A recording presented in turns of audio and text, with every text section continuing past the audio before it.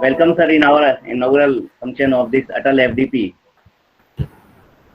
on outcome-based education.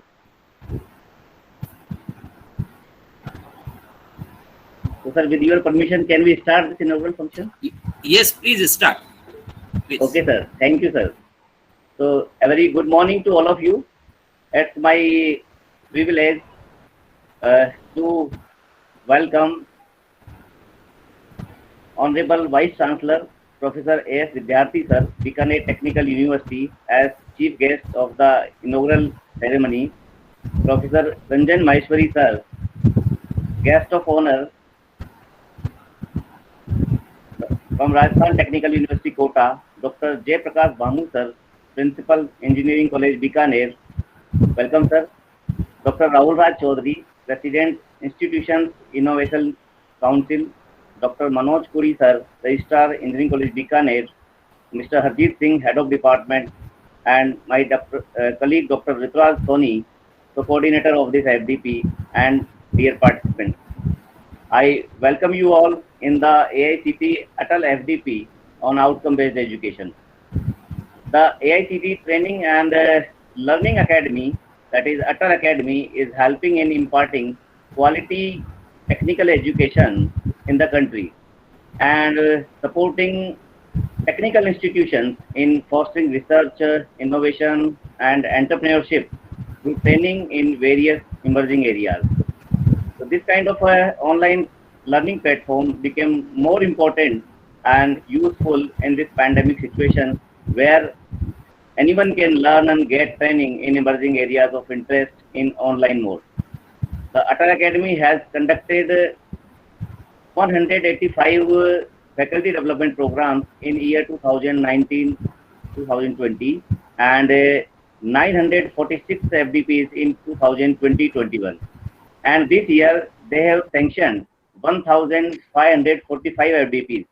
So they have supported a huge number of institutions to organize these Atal FDPs, and definitely a large number of faculty, research scholars, and school teachers must have been benefited through this platform. In this series, this year, Engineering College Bikaner got sanctioned 4 Atal FDPs by AICT Atal Academy, and this is the maximum number of FDP that may be granted to an institution by the Atal Academy. And we are fortunate to have maximum number of FDPs sanctioned. And so far, 3 FDPs has been already successfully completed on very relevant areas like artificial intelligence and machine learning, green technology and sustainability engineering, product design and prototype development. And now this 4th Atal FDP we are going to conduct is on outcome-based education. In this FDP, there will be 14 technical sessions and experts are from reputed organizations all over the country. The participants have shown a great interest in this topic, so total 200 number of participants have been registered for this program 20 days before starting this FDP, and then registrations were closed. In this era of globalization, traditional education system is losing its relevance. In today's world, everything changes very rapidly and continuously. More skills are required to work with very fast developing technology. The educational institutions should produce graduates to cope with technological development. Thus, to overcome the requirements, it is mandatory to shift from traditional education system to outcome-based education. In traditional education system, most teachers put the center of their attention too much on what they teach rather than on what their students learn. So outcome-based education emphasizes on what is expected from the student to finally achieve when they complete their course rather than how they achieve in terms of professional knowledge, skills, abilities, values, and attitudes, etc. The traditional teaching style is often described as teacher-centered, lectures, curriculum-centered, and formal, or in other words, we can say transmitting information from teacher to the student. While in outcome-based education, all activities, maybe teaching, assessment, are geared towards not what the teacher is going to teach, but what the outcome of that teaching should be, what the learner is supposed to do, and at what standard. So if we talk about Indian context, India has a large number of technical and higher educational institutes. It has the third largest higher education system in the world, behind China and US, comprising of more than 900 universities and more than 39,000 affiliated colleges. To assess the qualitative competence of the program offered by Technical Education Institute, the National Board of Accreditation was set up in 1994 by the AICTE. The NBA became a provisional member of the Washington Accord in 2007. The Washington Accord is an international agreement originally signed among 6 countries in 1989.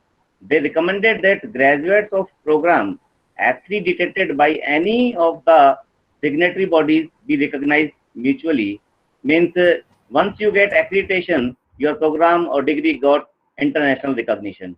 Then the NBA was given the status of permanent signatory in 2014. Now, NBA aligned its accreditation on the basis of outcomes. It believes that educational quality must be measured by outcomes rather than inputs, because inputs do not necessarily correlate with quality outcomes.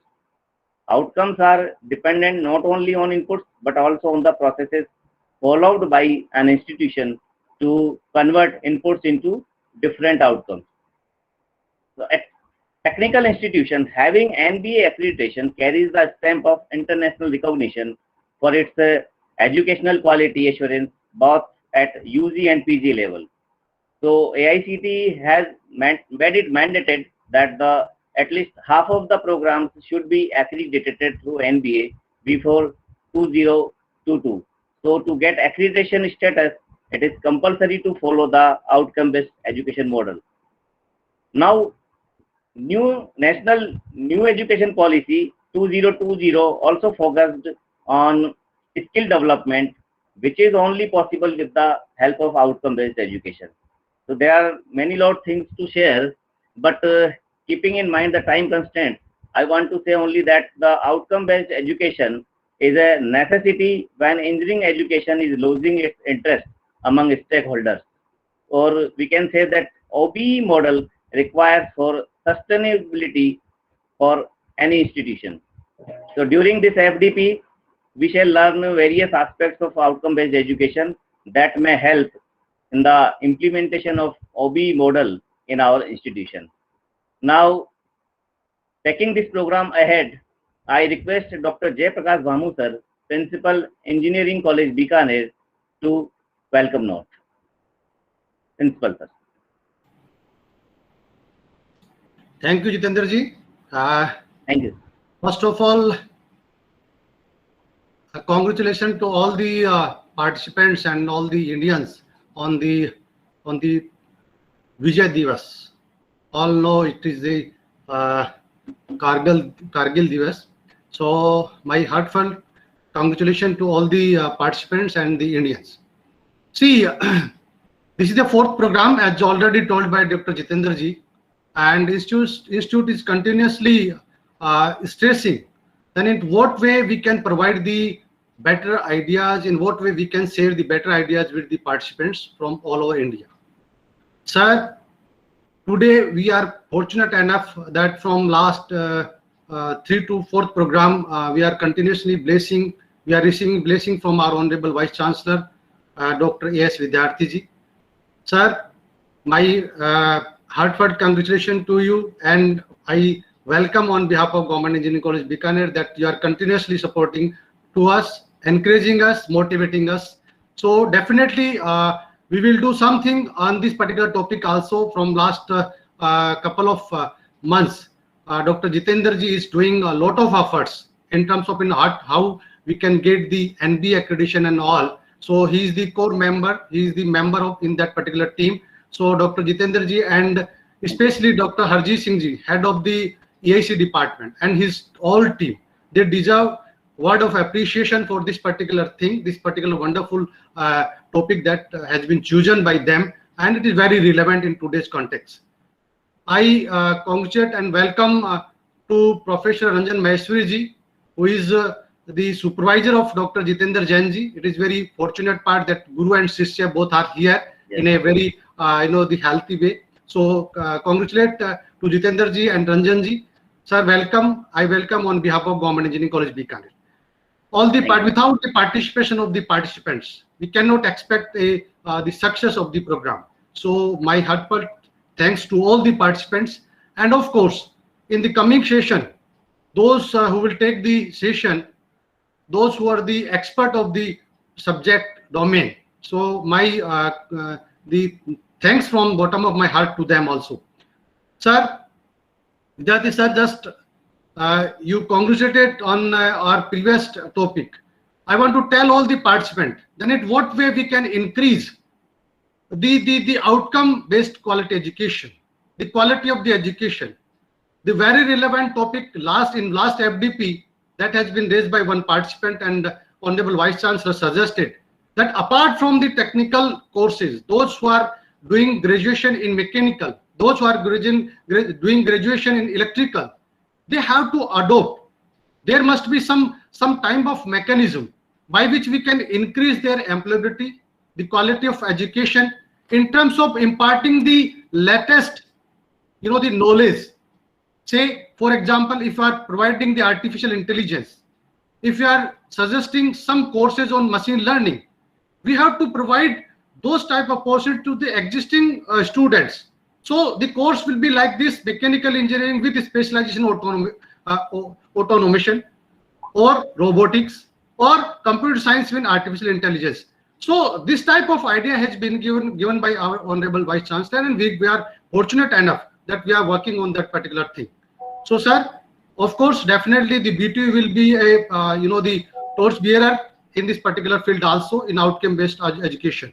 From last couple of years, the government of India, even the world, they are stressing on the accreditation of the programs. So of course we have done, even the India has done lot of improvements in every field since from 1947. When we see the scenario in 1947, there were only 20 universities. And Dr. Jitendra Jain ji has told us that right now in India we have around 900 universities. So see the progress that has been done in terms of numbers. It is good in numbers. If we see the scenario of the technical education in 1947, there were only 100 institutions, and the enrollment ratio of around 6,000. Now see, right now we have 10,000 institutions, technical institutions, and the enrollment is around 20 lakh. So the numbers seems good, but when we talk about the quality, sometimes the question arises, then what is the quality of the education that we are providing to our graduates? There is a question mark right now, because if our institutions, among the 50, among the 100, among the 200 topmost institutions in the world, we are nowhere. Our very few institutions, 1 or 2, are there.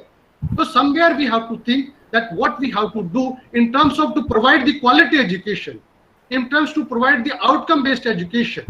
So certainly this FDP will bring lot of the deliberations which will help to our stakeholders in a better way to achieve some fruitful results. You see, when we see about the employment opportunities, because to provide the employment to a graduate, it's very, very important. By 2027, there will be 10 crores youth will enter into the market in the age bracket of 30 to 35. This is a daunting task to provide the job to them, job to all of them. So somewhere we have to think that in what way we can provide the job opportunity to these young guys. And we are fortunate enough. Sometimes if we see the average age of all Indians, that is around 27 years. But if we see the average age of European countries, young minds, or when we see the young age of China, USA, UK, or Japan, they are above 40 years of age. So we have a good pool of talent of young minds. Now it is our responsibility, being being important stakeholders, being a faculty members of the technical institution, of the education institution. Even our responsibility that in what way we have to design our curriculum, in what way we have to interact with the industries, what way we have to, make some collaboration with the international level, so that we can provide the quality education to our young minds. It is a need of the hour that we have to motivate our staff, those who are working well, even those who are doing the research in the coming field, or in the contemporary issues, those who are working on that particular. So we have to motivate those researchers, motivate those staff members who are doing good in the field of this outcome-based education. There are a lot of issues. Definitely, some of the issues will be taken in the due course of time by the FDP organizers. So once again, I congratulate all the team members of the organizing team, specifically Dr. Jitendra Jain ji. He has taken this particular lead, and the EIC department, always they are very innovative. They have very innovative approach. Dr. Rao Raj ji, they set up the innovation lab in their department. Of course, this particular initiative will provide a torchbearer to all the stakeholders. Once again, Jai Hind, Jai Bharat, and my best wishes to the organizers. Thank you. Thank you so much, sir. Thank you very much for your kind words of support and motivation. Thank you, sir. Thank you once again. We are delighted to have with us guest of honor, Professor Ranjan Maheshwari, sir, Professor Electronics and Instrumentation Engineering Department, Rajasthan Technical University, Kota. Now I request Professor Ranjan Maheshwari, sir, to bless us with the words of motivation. Sir. धन्यवाद जितेंद्र। माननीय कुलपति महोदय, सादर प्रणाम आपको।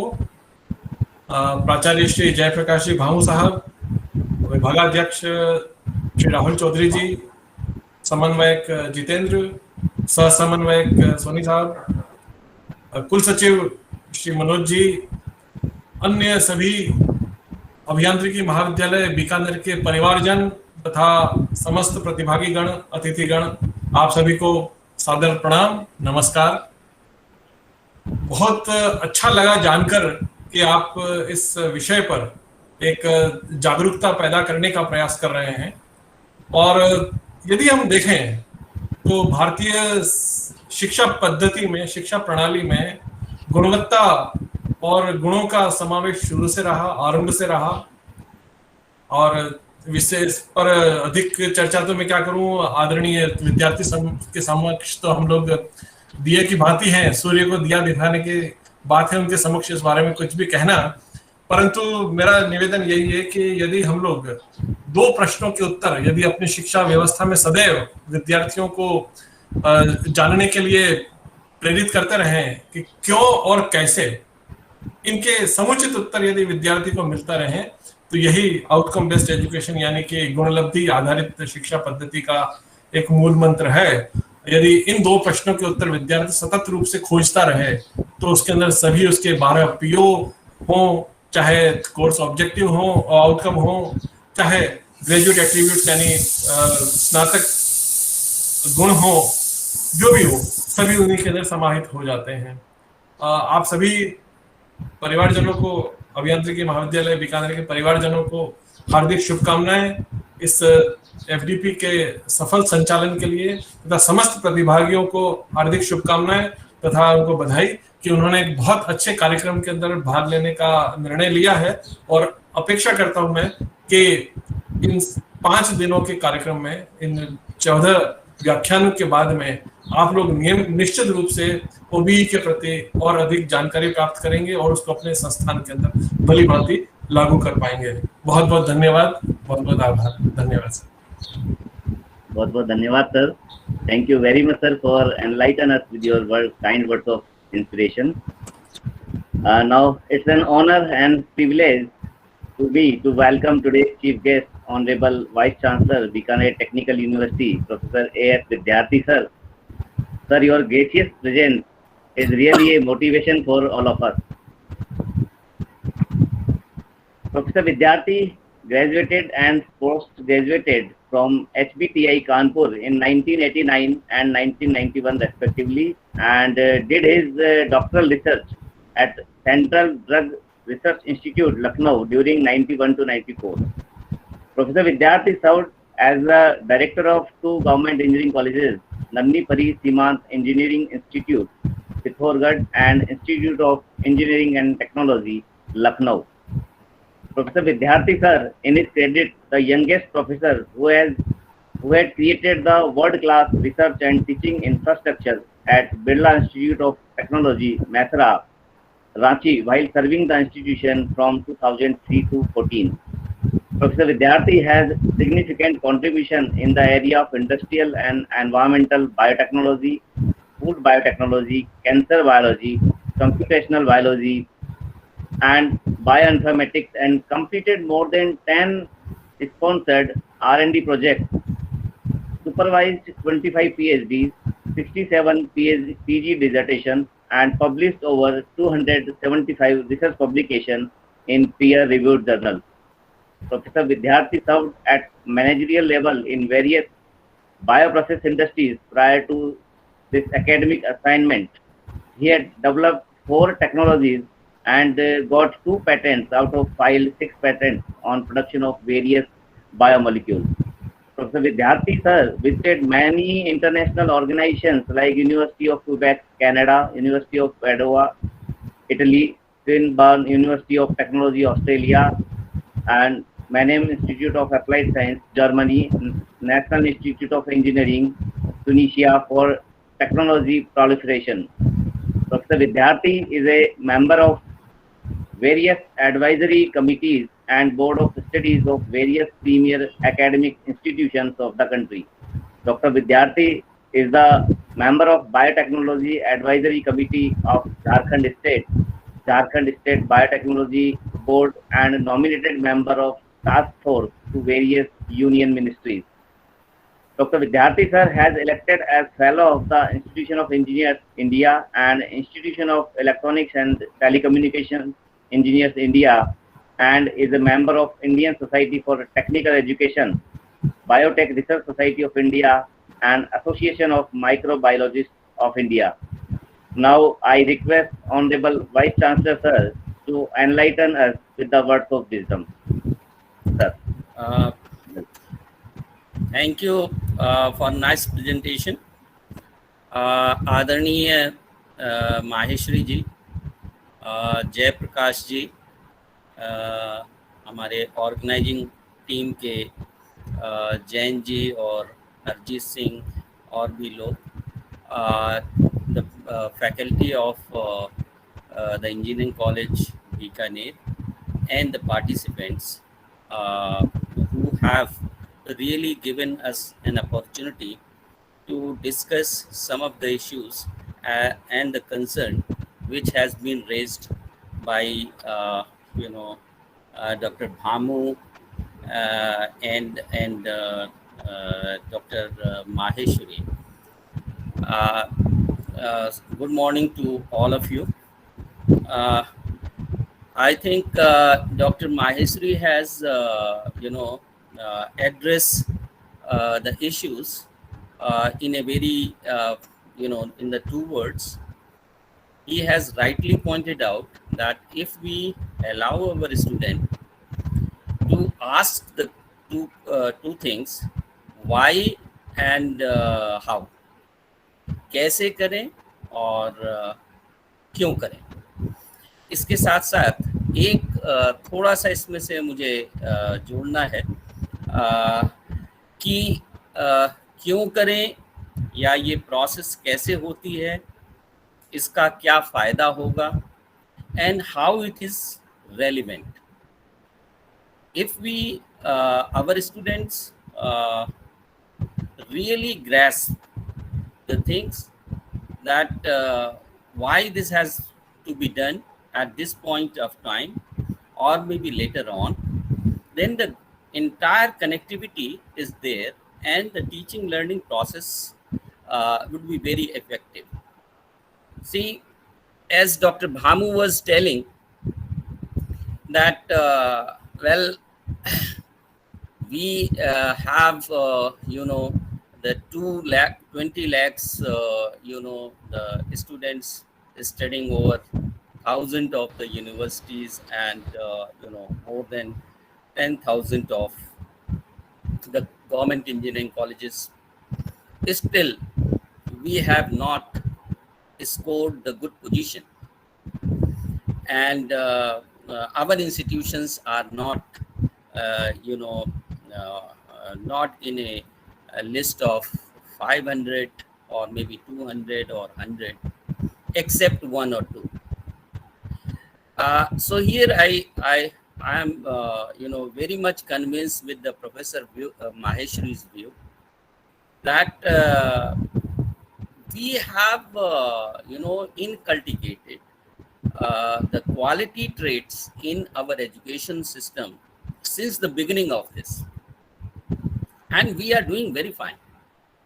It's a question of what you can say, the politics, that and we are not able to understand that what are the parameters these international ranking framework are using, and there is no control over the institution itself or the university system, because our systems states, whether it is state universities, whether it is the central universities or central institution or institution of eminence or the government the engineering colleges. The point is this, that we are running the programs under the constraint and very rigid environment. Any of the institution is not allowed to take the foreign the students which has significant marks, because the government is not allowing us.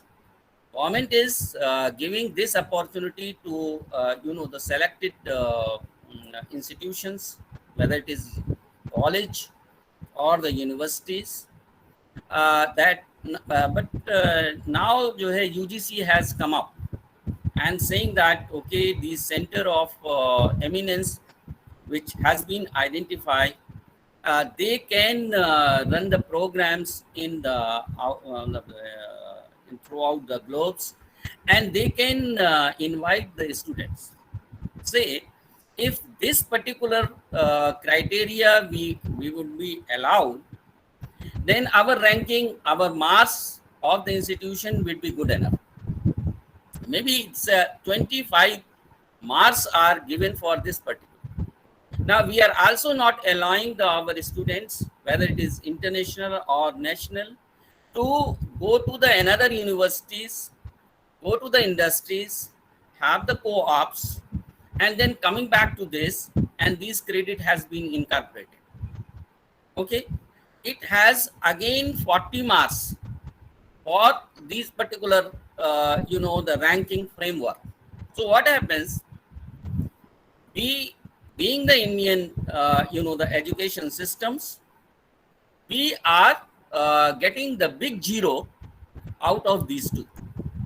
Okay, so if we are less in 65 marks, and there are a number of things, okay, there is a flexibility. One person can go from one institution, go to, say for example, the one Canadian students can get an opportunity for 6 months or 4 months, go to the European countries, get those kind of knowledge, and then the certification is there, and that certification is coming back to this. So it's bringing the good thing. Second thing, the third one, which is very important, that the marks is given for international exchange of the faculty. Only our IIT systems and ISC Bangalore is allowed to move from IIT to the, say, Princeton or maybe Cambridge or maybe MITs, and then coming back to this, their professor as a adjunct professor is coming over here, and they are making those kind of things. Well, this what the Mr. Jan was telling about that you know, the NBA and the Washington Accords, and now India is the full signatory on this, and that's why we have to you know, have the NBA system, NBA accreditation. Now, why it was necessary? It was necessitated because the people were working in the compartment system. The countries were working in the compartment. So the mobility from one place to another by our students or the faculties or the stakeholder or maybe the companies, you know, and institution and you know, the industries collaboration was little bit difficult. And then how the marks can be scored from one place to another place. So because of this reason, the India was forced to go for the accreditation. But the question remains there, that whether we have the confidence on our system, or we are simply importing the system from outside and making the copy and paste and making those kind of things. As Dr. Maheshwari was telling, that it was the, since the beginning we were you know, concerned about the quality. We were knowing very well before taking an student that what would be the you know, the final destination, where he start working on that, where he will do the, what kind of the job he can do it. Okay, and that's the, you can name it as a outcome based education system, but the question is how the outcome and under what you know, the framework you are telling about.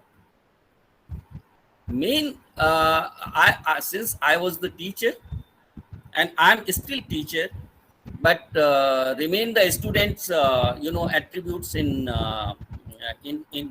me only.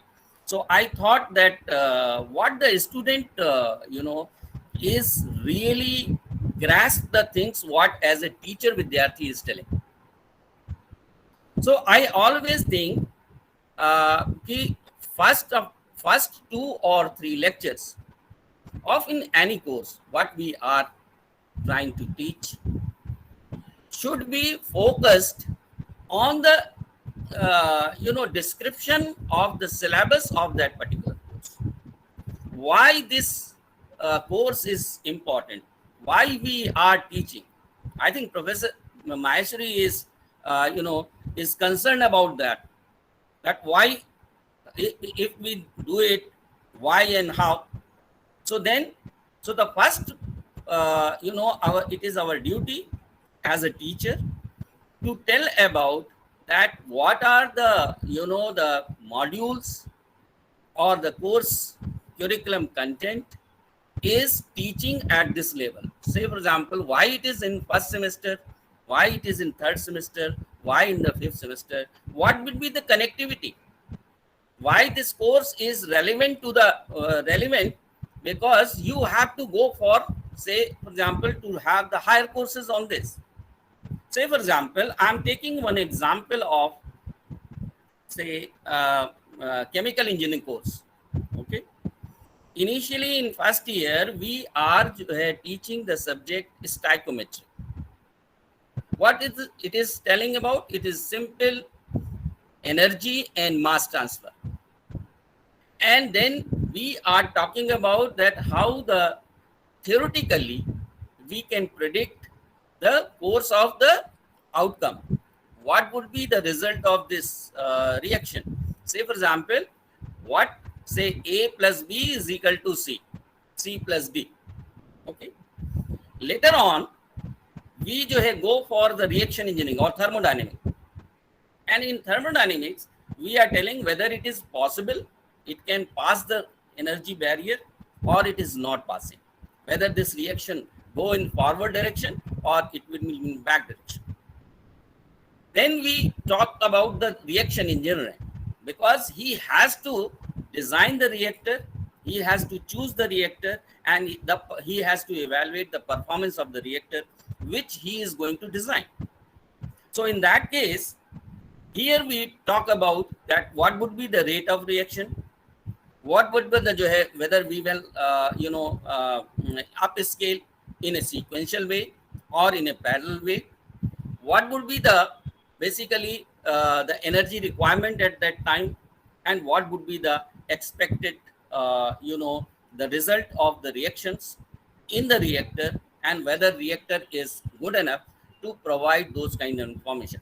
So my point is, if we tell the students in the first lecture that this is the course about, and it will be connected in course number this, okay, where you have to understand, fully aware of the system, so that it can be, this knowledge can be right away translated in the more productive system.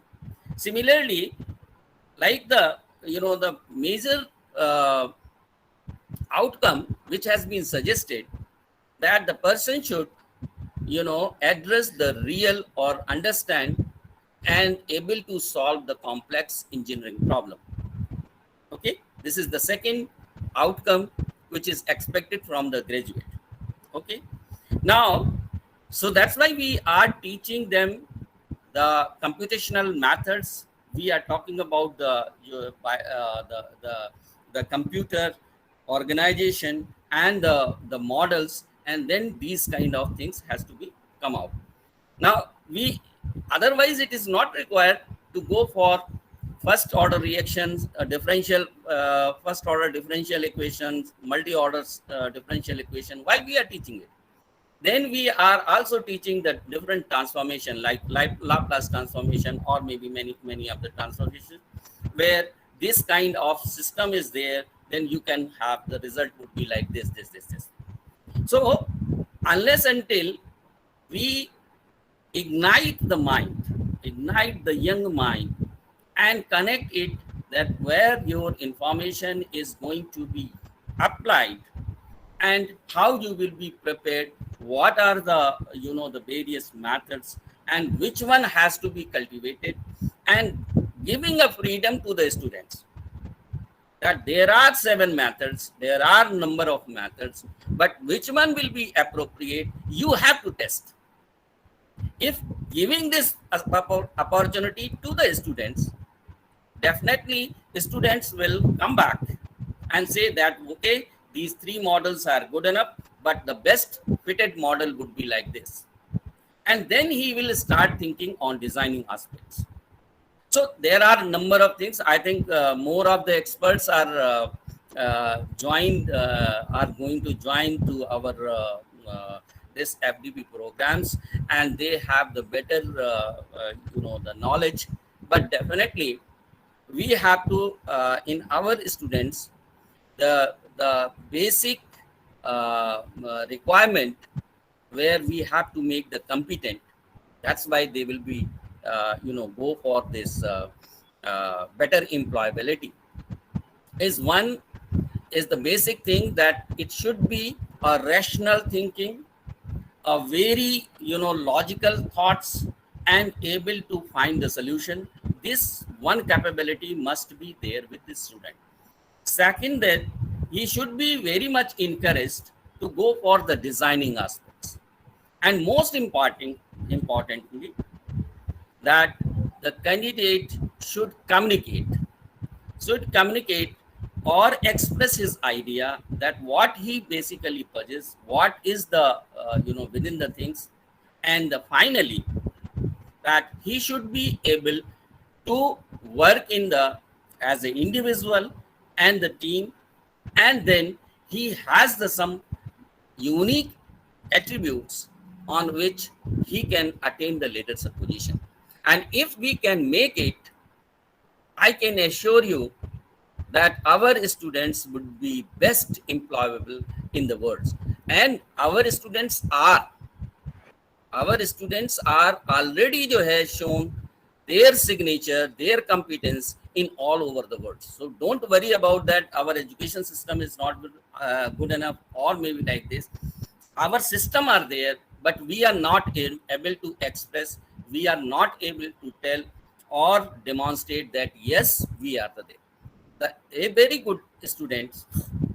If he is not able to express himself, is a very knowledgeable, thought-provoking, and a brilliant idea. But if he is not able to communicate, he not establish the the what is the knowledge or the expertise he has, he may not be employable. So we have to encourage, and rather not encourage, work with the students to come out with these barriers.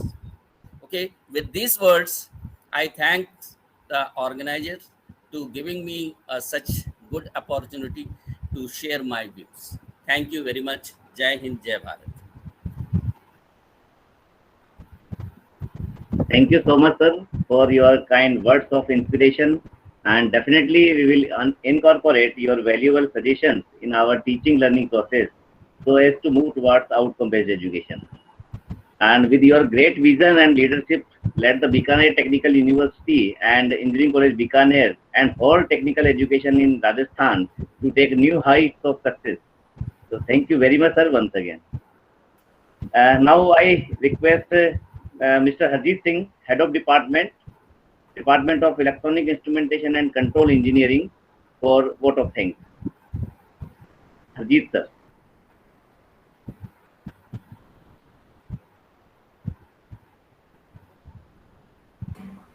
Harjeet sir, unmute yourself, please.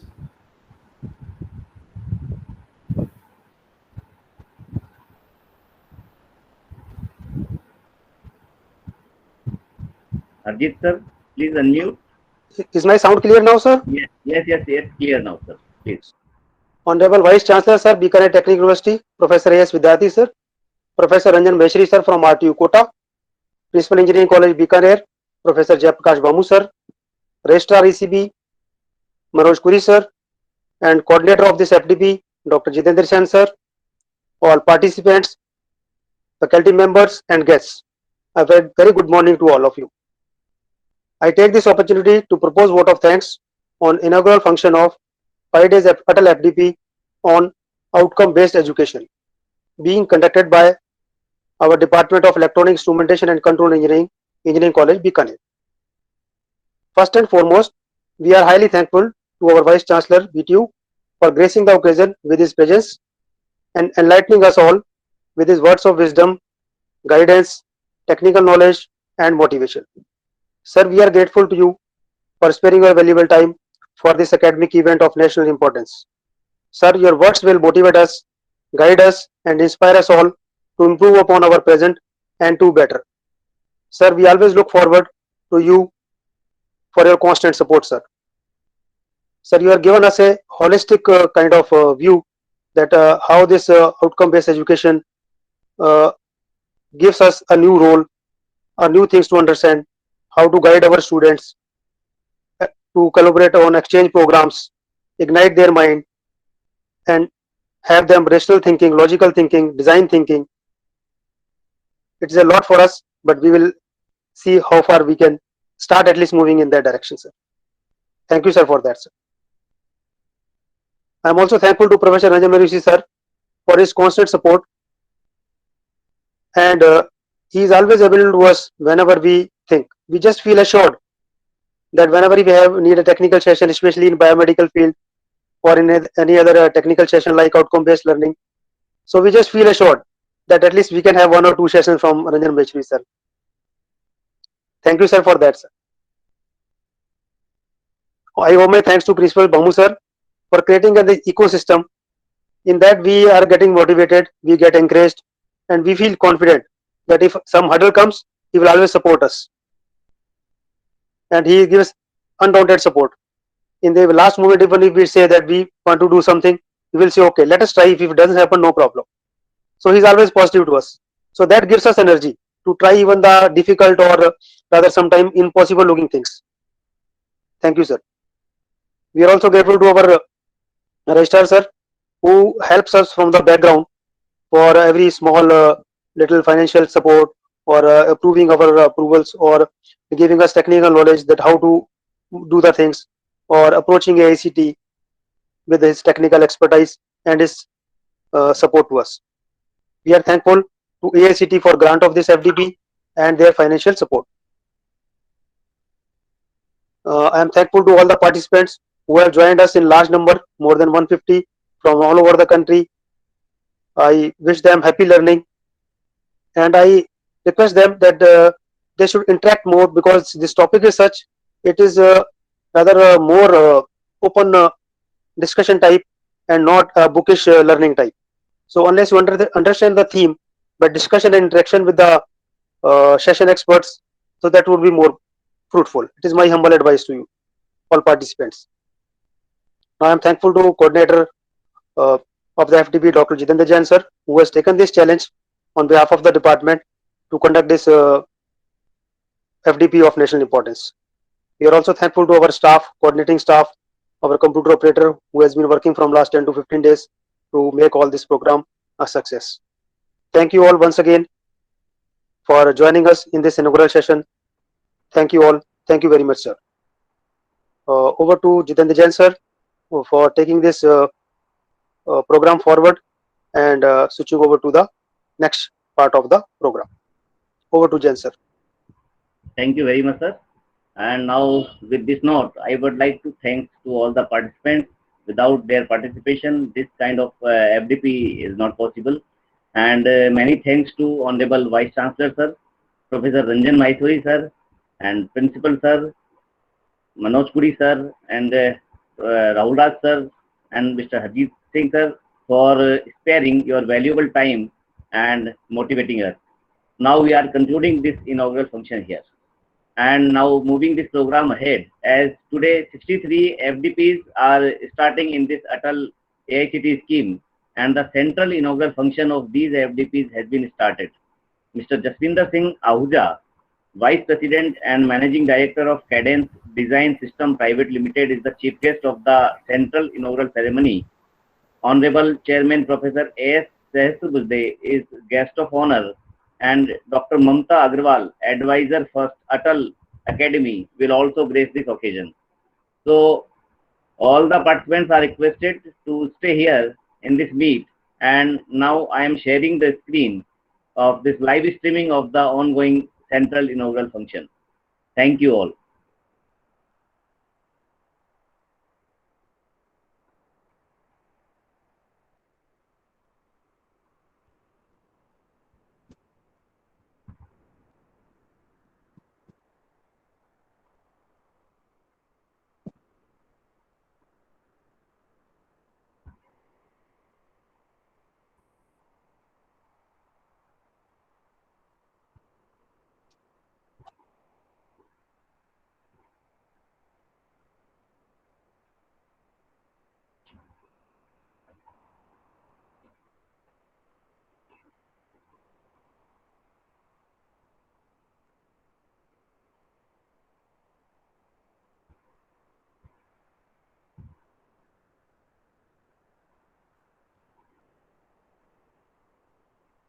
But put your mic on mute. Just switch on your camera.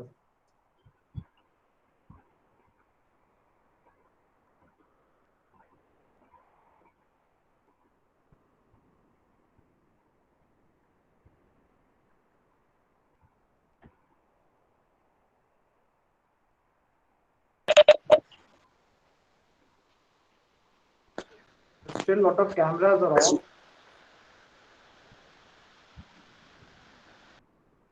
Thank you. Am I visible, sir? Yes.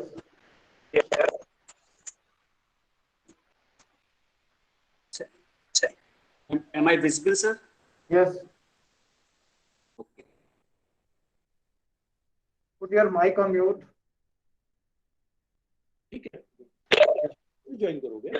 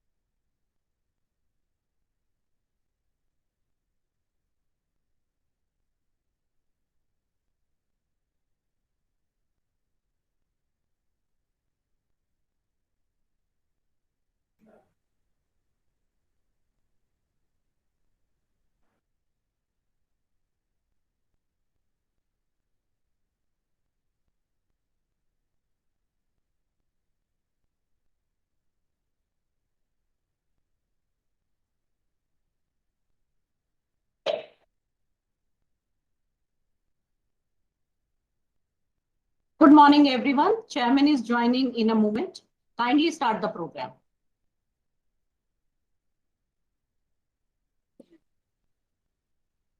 Maybe go ahead with the lamp lighting and Saraswati Vandana, please. Okay, ma'am.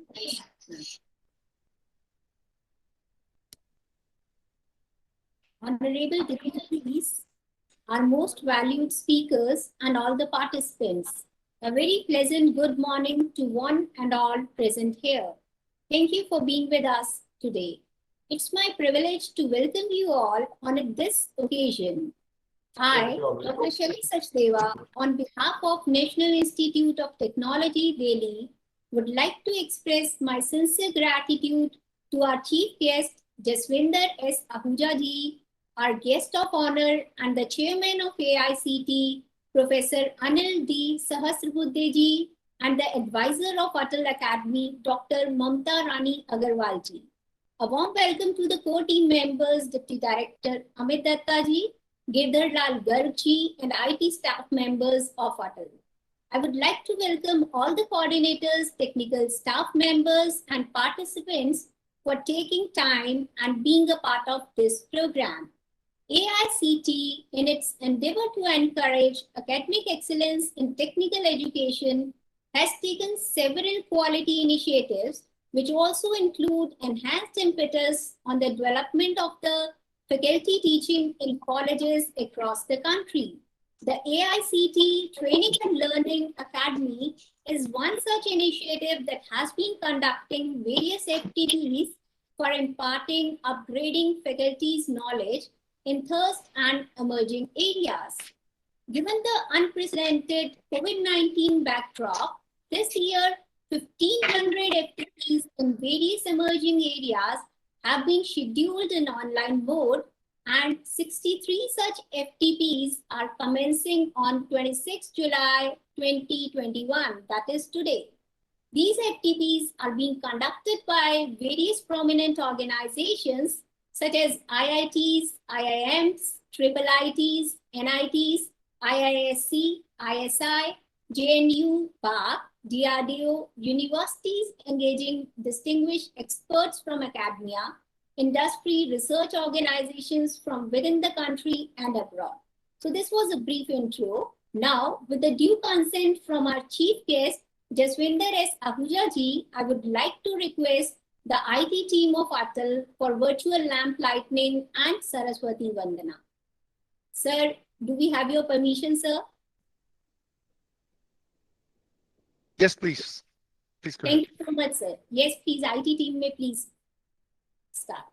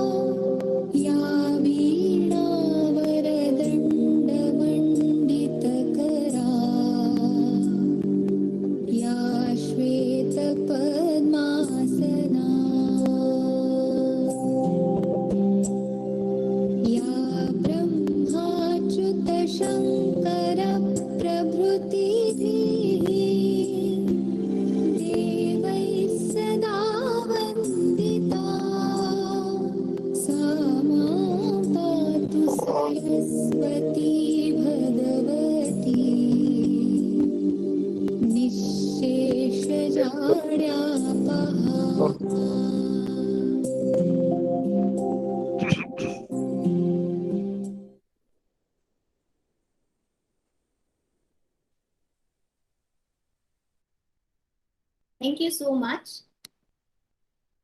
Now, I would like to welcome Dr. Mamta Rani Agarwal ji, advisor of Atal Academy and former additional secretary, Association of Indian Universities, former joint secretary, UGC, and director education, New Delhi.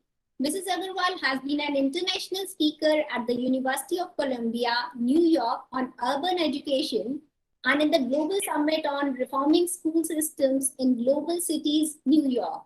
She was the president of India's nominee on the Board of Governors of National Institute of Pharmaceutical Education and Research Kolkata, member in other BUGs, and resource person on many academic subjects.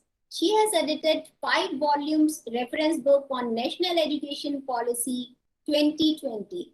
With this, I would like to hand over to ma'am. Ma'am, please. Thank you so much for such generous introduction. Good morning, a very, very good morning to all of you. Our distinguished chief guest of today's session, Jaswinder Ahuja ji. He is Corporate Vice President and Managing Director, Cadence Design Systems, founding member and former president of VLSI Society of India. Honorable Chairman, AICT, Professor Sastri Buddhe, a very visionary and dynamic academic leader, eminent friends from academia, and dear participants, it is indeed my proud privilege to speak and address this august gathering on one of the most prominent and value addition schemes of AICTE, that is AICTE Training and Learning Academy. We very fondly call it ATA. We have just now witnessed our Guru Purnima. So I am reminded of very powerful words of Swami Vivekananda. He alone teaches. He alone teaches who has something to give. For teaching is not talking. For teaching is not talking. Teaching is not even imparting doctrines. It is communicating. It is communicating with these powerful words simply translate into need for passionate, energized, motivated, and committed faculty members. And all of you would agree and acknowledge that with the progression of disruptive technological advancements and COVID pandemic, there is a paradigm shift in our teaching learning process. There is a total shift in the academic landscape. Our existing current education is cross-cultural, collaborative, cross-institutional, multi-directional, enabling convergence of man and machine, exploring new pedagogies, new academic landscapes. Our students are no longer mute spectators, but they are effective creators of knowledge. Teaching is no longer monologue. The system has become self-paced, self-directed, and interest-based learning ecosystem. Our techniques of teaching and learning have changed, where Skypes, wikis, blogs, video conferencing, animated laboratories, virtual classrooms, and personalized data from interconnected world have become some of the teaching tools. So often a question, very often a question, relevance of teachers in such changing paradigm shift of teaching learning. But in my very, very personal opinion, no technology can ever replace a teacher. But technology in the hands of a good teacher is truly, truly transformational. It is empowering. So with these towering changes, with these gigantic changes, what we need is continuous, comprehensive, relevant, project-based, hands-on training of our faculty members, and more so in emerging and thrust areas. And it is AICT's among so many innovations which AICT has been doing. It has been implementing NEP even before it came into existence. We are translating our technical content in various languages, various regional languages, and 11 we have already completed. We are truly, truly encouraging multidisciplinarity. We have allowed students to go for arts, liberal arts, and all other subjects along with highly technical subjects. So it is at our commitment at AICTE that we are hand-holding and trying to take our teachers to the next level in these emerging areas. The anchor has covered already all the laurels which Atal Academy has done. It has done a wonderful value addition in faculty development, and it has achieved unprecedented participation, unparalleled growth. Last year, more than 1.65 lakh faculty members were trained in online mode, and Atal Academy has been awarded from World Book of Records, London. And this success is primarily attributed to all our partnering institutions, experts, coordinators, an amazing AICT team, and most importantly, my dear participants, it is your heartfelt participation because of which Atal has reached where it has reached. So we have made a huge success, and I applaud each one of you, all of you. Now, what is our primary objective at Atal? That our faculty development programs must ensure that our colleagues are motivated, engaged, fascinated to acquire new knowledge, associated skills, and visualize their applications in solving real life problems. It is in this context, solving of real life problems, that symbiotic and strong academia industry linkage becomes imperative. And academic institutions' ability to help industry with innovations, inventions, and consultancy. And same way, the requirement of the industry to fall on various human capital developed by the academia is the core mission of contemporary global academy. So I feel the 5 P's: purpose, people, product, process, and profit. Financial profit in terms of industry, and intangible profits, that is development of human capital, are the 5 P's where we really need a meaningful academia industry relationship that would evolve around a strategy in pursuit of opportunities based on realization of interdependency to build synergy, appreciation of interest to maximize benefit, and assessment of concerns to minimize risks at both ends, academia as well as industry. It is also an indicator of the institutional quality that corporates are willing to fund research, and academia is prepared for such knowledge transfer activity from academic innovations to the industry, or say patenting and a product development that will be useful, enhance the quality of life of our community, of our nation. There are too many benefits of academia industry linkage, but without getting into details, because I want our expert to speak about it. But anyway, closer collaborations is required between industry and higher education institutions to derive and drive passionate, good quality innovations and research.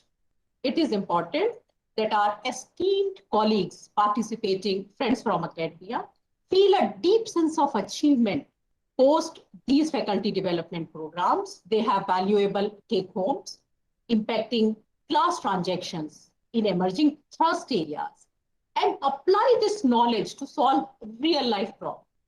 So dear colleagues, you are agents of change. I say in all my addresses, pillars of quality education deliverance, responsible to transform lives into competent, cutting edge, humanitarian technocrats who encourage inclusivity, commemorate diversity, and celebrate absolute excellence.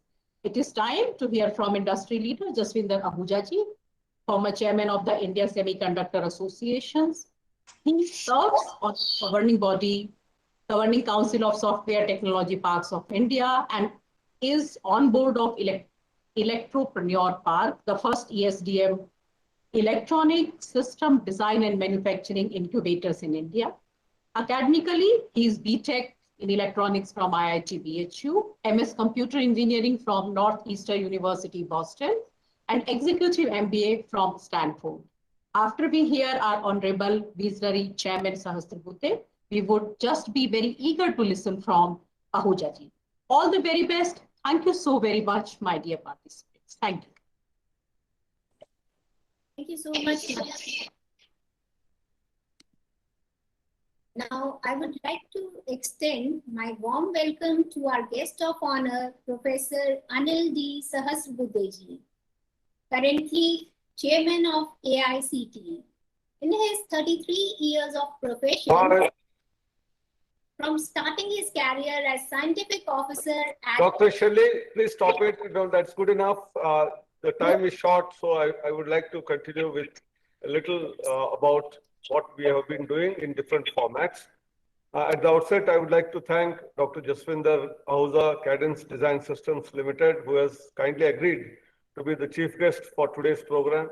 A man who has excellent not only education but contributed immensely towards industry in terms of whether it is software development, STPIs, or in terms of other industry design systems.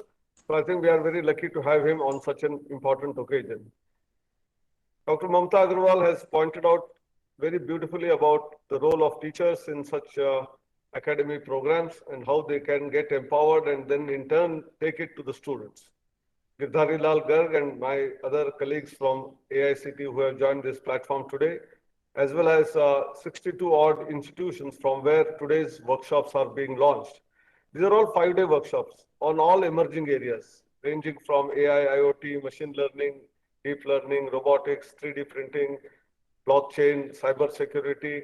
Do you call it, and anything which is going to happen in the future, next 10 to 20 years is part of all these programs. And this is what is invigorating. Because when we change the curriculum, we find that our teachers themselves who graduated 10, 20 years back never had an access to this kind of an education. And therefore, if they have to handle classes in these domains, they are found wanting. And then students sometimes will make fun of them because students are through internet, through various types of sources, would probably be one notch above the teachers. And that makes it much more difficult for our faculty members. And that's why putting them on the same level as that of what students probably are is going to be very vital and important. And in fact, they must be one step ahead.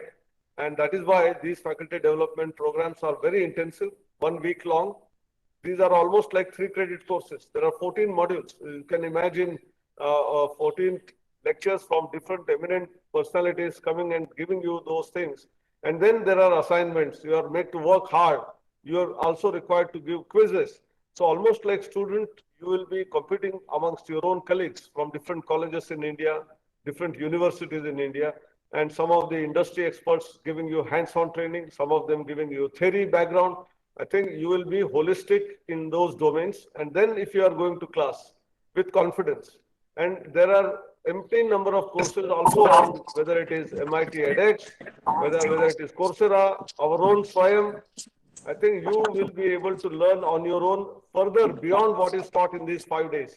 And with that, if you are going, I think you will certainly be doing a good job. Students will appreciate the kind of effort that you are putting in to bring them on par with the rest of the world. And that is why these academies, which we started 3 years ago, essentially earlier in the face-to-face mode with about 50 participants. Today, we have graduated to using online mechanism.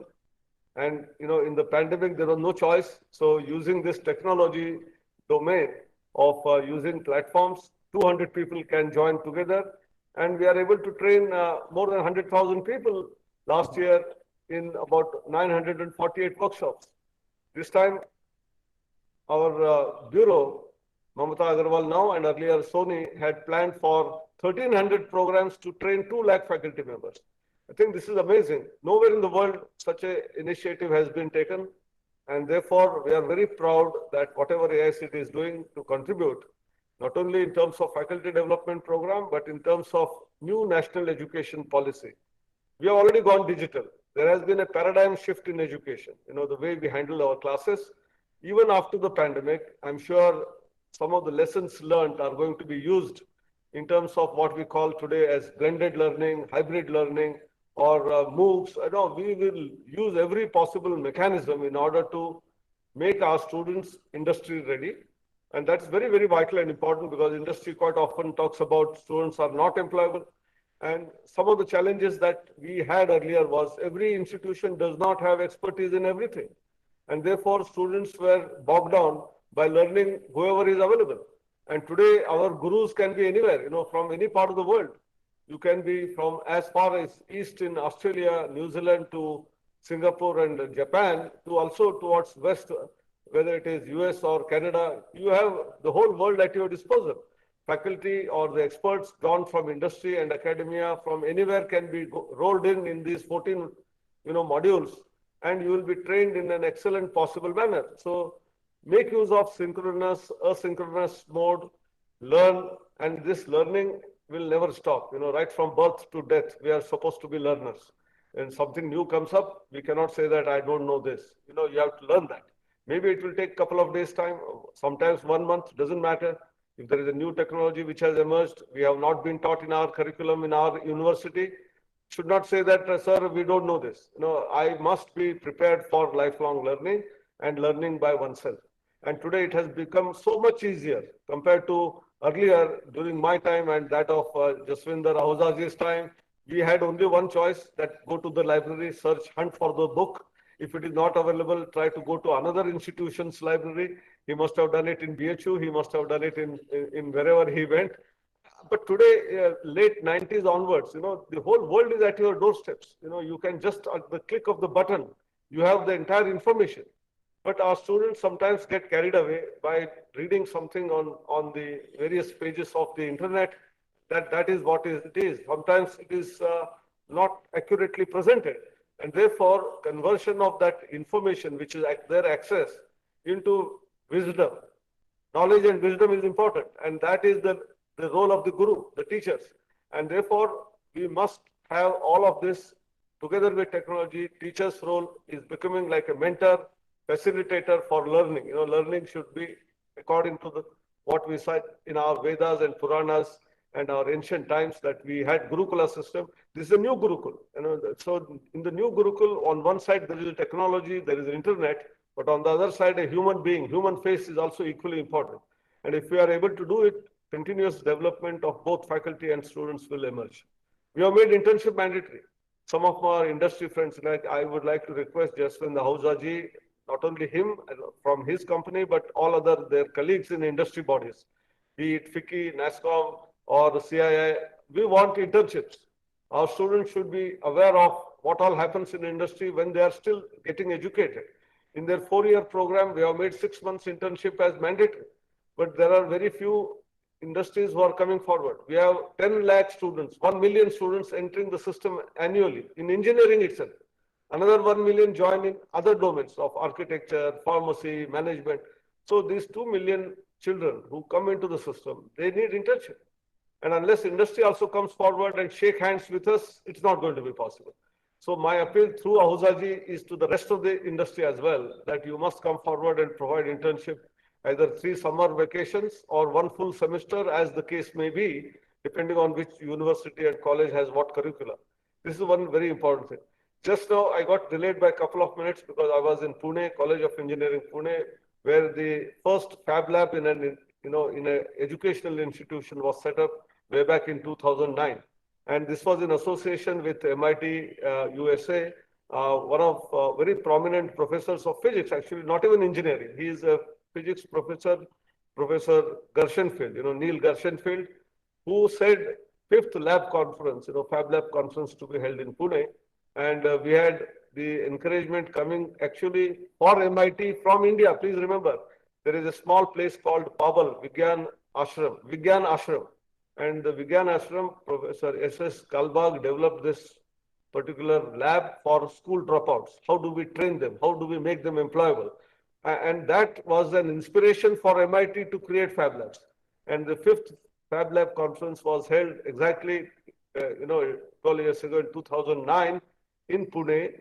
And that time another pandemic was on, not so much in large scale. That was called SARS, that came from Singapore, you must be remembering. And the delegates then also were wearing masks and using sanitizers was the first time that ever we saw. And during pandemic, we have all got used to it. How do we take care of our health? But all the domains have got transformed in the last 12 years. And we have so much of enrichment of knowledge. How do we dedicate it to our faculty members and in turn to our students? Problem-solving skills through our hackathons. Multiple entry, multiple exit, which our new education policy talks about. Academic bank of credits. How do we support research? All of this needs training and up-to-date information, up-to-date knowledge for our faculty members. And AICT's Training and Learning Academy is doing a small step in that direction. Of course, it has got world record, but our faculty members are 4-5 lakh. If you have trained 1 lakh is not enough. All 5 lakh faculty need to be trained. And that is the goal. Maybe in the next 2-3 years, we will achieve that goal. And my industry friends also will help. My academic institutions like IITs, NITs are also pitching in to help our AICT to conduct these programs. And let us make it happen. a new India is to be created, not just digital India, but also humanistic India, an India which will show the world that we were once Vishwaguru and we will again become Vishwaguru. Thank you. Namaskar.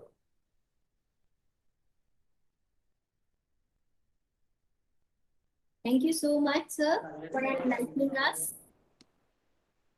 Now, I would like to extend a warm welcome to the Chief Guest of Common Inaugural, Jaswinder S. Ahuja ji. Namaskar, sir. He did his BTech in Electronics Engineering from IIT Varanasi, MS in Computer Engineering from Northeastern University, Boston, and Executive MBA from Stanford University, USA. Jaswinder ji is the Corporate Vice President and Managing Director of Cadence Design Systems in India. He leads Cadence Global Customer Support and Educational Services Business and was the Chairman of India Semiconductor Association in 2008-2009. He has also served as a member of Executive Council several times. Currently, he serves on the Governing Council of Software Technology Parks of India and is on the board of Electropreneur Park, the first ESDM electronic system design and manufacturing incubator in India. Being an industry leader, Jaswinder S. Ahuja ji is requested to share his views. Over to you, sir. Just one sentence, Jaswinder ji. We got delayed a little bit, so you may take your time. That time which was allotted to you, it is still with you. Thank you. No worries. Thank you. Thank you, Dr. Sachdeva. Thank you, Mamta. Thank you, Professor Sahasrabudhe. It's my pleasure to be here this morning. I was broadly aware of what AICTE does, but listening to Dr. Mamta Agrawal and Professor Sahasrabudhe this morning, I am quite amazed at a lot of the initiatives. I mean, I was aware of some of them, but not quite the full scope of what AICTE has been doing to move technical education forward in India. So this is actually quite laudable. With your permission, I am going to share some slides to help me with my talk this morning. Please let me know when you can see the slides.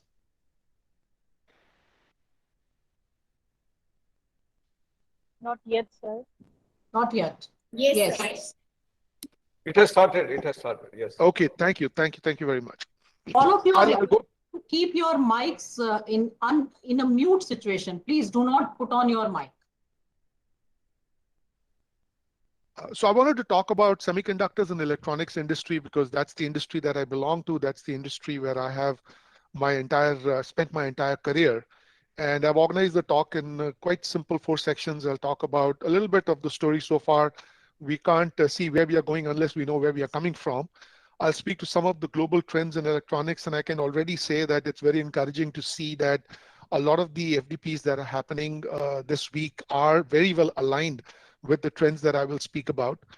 I'll introduce the concept of intelligent system design, which is a bit of a new paradigm that we see emerging in how electronic systems are being designed, and share some of my perspectives, if you will, on the implications for education. And again, I have to confess that I've learned a lot already through the introductory remarks that have been made this morning, and I'm very encouraged by what I have heard this morning, and some of the thoughts that I will share you'll find that they are very well aligned with what has been shared earlier today. So in terms of the evolution of the semiconductor industry and the electronics industry, at the core of it, I think we are all very familiar with this, is the Moore's law, which basically says that the number of transistors that can be incorporated in a chip will exponentially double every 24 months. Gordon Moore of Intel introduced this in 1979, and for the most part, this has been true up until now. What's actually more interesting than the Moore's law to me is the inverse of Moore's law, because that is really what's driven the growth of the semiconductor industry, which says that the cost of implementing any functionality in silicon halves every 2 years, which means something that cost $1 million 25 years ago is going to cost $200 or less today. And there are actually enough examples to bear this out. For example, a PlayStation or an Xbox available today for about $250 has the same power and performance and capability that a multi-million-dollar military flight simulator had back in the 80s. So we've seen enough examples of this. Again, Professor Sahasrabudhe has seen the evolution of the industry. Some of the others in the audience might have also witnessed it, right? We've seen it go from mainframes to mini computers to desktops to laptops to today the average mobile phone that each one of us carries has more performance and capacity and capability than a large mainframe did, 25, 30 years ago. That used to occupy a whole room and required a team of 10, 15, 20 people to operate that thing. But what we are also observing is that the Moore's law, which is all about CMOS scaling, is starting to approach some limits. Today, 7 nanometer process node is in mainstream production. We know that the foundries have 5 nanometer process node ready for production and designs are being done, and we should see that go into production sometime in the next 1 or 2 years.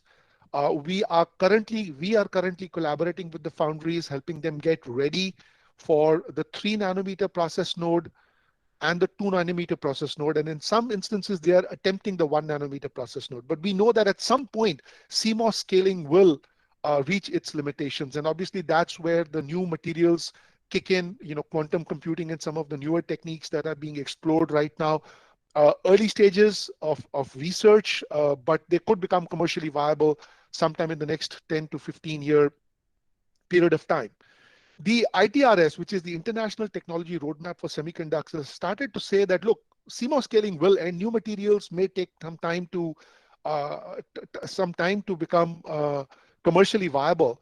The future for the foreseeable next 10, 15 years is all about heterogeneous integration. And so the concept of more than Moore has been emerging over the last several years. On the one hand, we see that CMOS scaling will continue surely up until 3 nanometer, may go all the way up to 1 nanometer. But increasingly, we want to do real systems on a chip. And real systems on a chip is going to require heterogeneous system integration. Things like we've heard about things like chiplets emerging. We've talked about system in a package, where we can take CMOS, largely digital, some analog in an earlier process node together with imaging, photonics, MEMS, RF, sensors, analog, put them all together and create a real system. So this is really what's driving the industry at this point in time. A lot of the innovation that's happening is all around heterogeneous integration, enabling heterogeneous integration, and building complete systems in a package. So what are some of the global trends in electronics? I'm sure you've heard the phrase, data is the new oil. And I think what's driving the industry at this point in time is all about data. We've seen a complete explosion of devices that generate the data. These are sensors that are used in IoT networks. These are the handheld devices that each one of us carries. So we are creating large amounts of data. So a lot of innovation needs to then go into transmission of this data, which is all around 5G, storage of this data, which is, new storage techniques, memory, high density memory, and things like that. And then processing this data. It's the analytics, and that's where hyperscale computing and machine learning come in, because large volumes of the data that's being generated is unstructured data. There's a very interesting statistics that are being published which say that less than 2% of the data that's being generated today is actually being processed, and that's because the amount of compute power it requires and the techniques for processing it that are needed to generate meaningful insights are not quite there yet. So a lot of room for innovation, a lot of focus from both industry and academia and research in these areas. If you look at it from application domains and the like, clearly the big focus areas right now that are driving growth in electronics and semiconductors is, number one, hyperscale computing, right? This is all about the very large data centers. And the data centers are evolving. In the past, we used to build these data centers using standard devices, standard processors, standard memory architecture, standard storage architectures. Today, we are talking about hyperscale computing data centers that are built based on purpose-built hardware, which is targeted for specific applications. So depending on what type of processing you want to do, a unique stack of hardware becomes available that's optimized for processing that workload.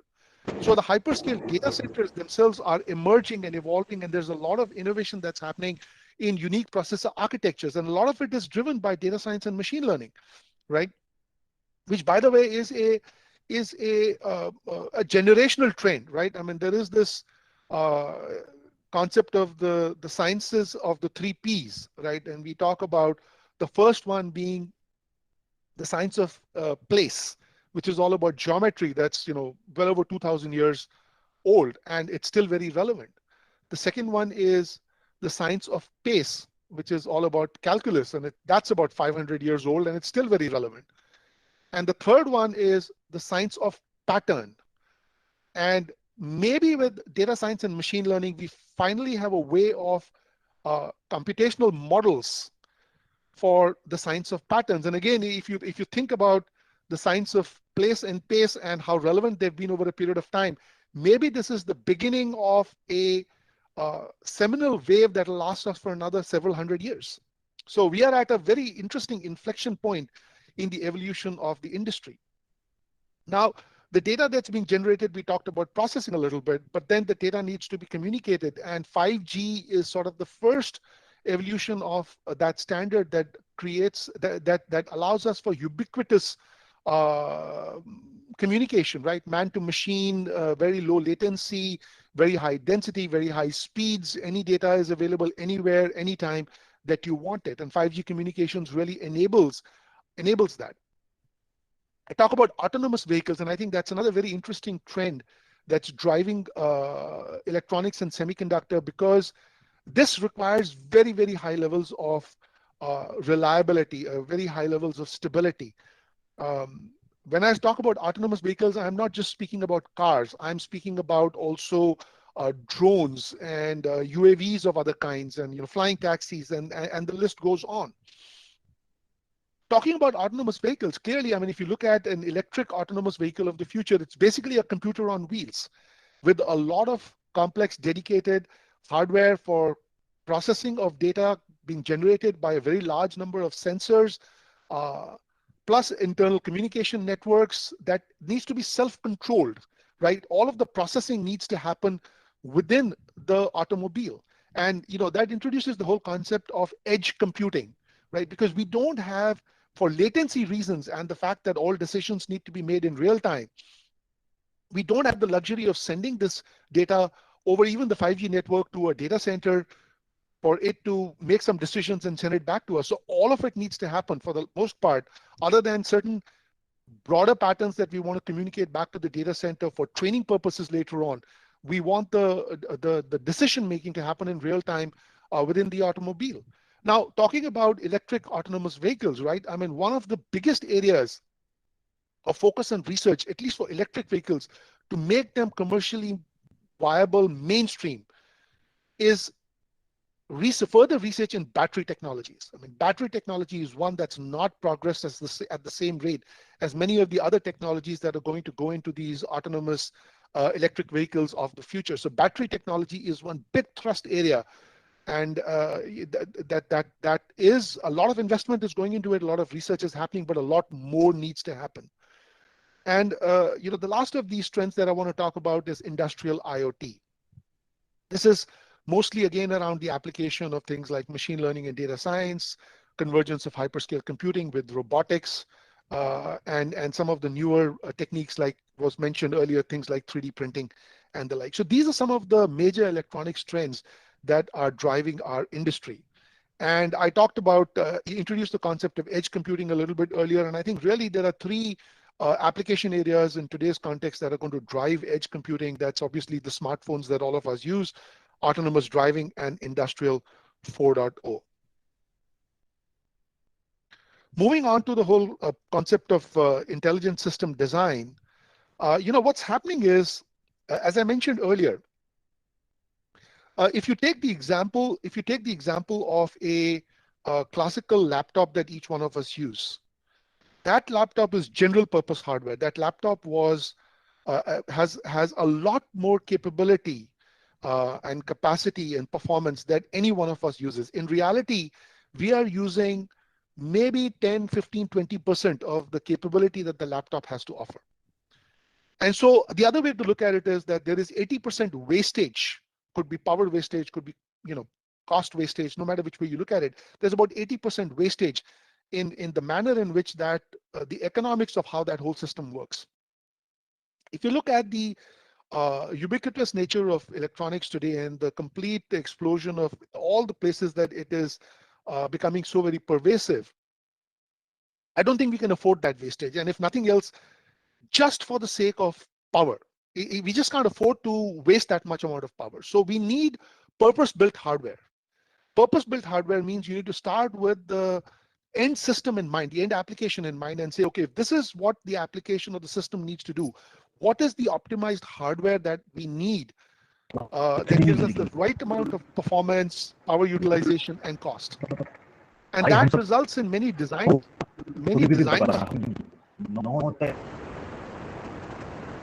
Sorry, that results in many design challenges. There is some anyone's. Kindly, all of you, mute yourself. Admin, post admin, kindly Yes, check. ma'am. Ma'am, continue. Okay. So we need to look, I mean, as I mentioned, even the hyperscale data centers today, right? The single largest bottleneck in operating a data center is the power cost. That's the single biggest operating cost. And so power consumption and associated costs and global warming is a big thing on everybody's mind. And so if nothing else, just for power consumption's sake, we need optimized hardware. We need hardware that consumes the minimum amount of power, which means it needs to focus on doing just what it is needed to do and no more than that. So we need to take a top-down view towards designing our system first and then looking at optimized underlying silicon that gives us the right performance for that end application, and to acknowledge the fact that everything going forward is going to be intelligent. Everything is going to require a processing element. There is no electronics that doesn't do a significant amount of processing. And this is whether we look at it from a point of view of pervasive intelligence and intelligent systems, or we look at it from the point of view of edge. No matter which way you look at it, processing is becoming an integral part of every single electronic system. There is no electronics that doesn't have a processor inbuilt into it. So just one plug for my company. I mean, we've really looked at how we approach what we do in light of these trends and adapted our strategy going forward to what we call the intelligent system design strategy. Traditionally, we have been in the EDA, or the electronic design automation business, which is the software that's used for silicon and other electronic design. That remains the core of our business, which is design. You see the inner circle of design excellence. We also recognize that our core competency is computational software. That's what we are really good at. That's what we specialize in.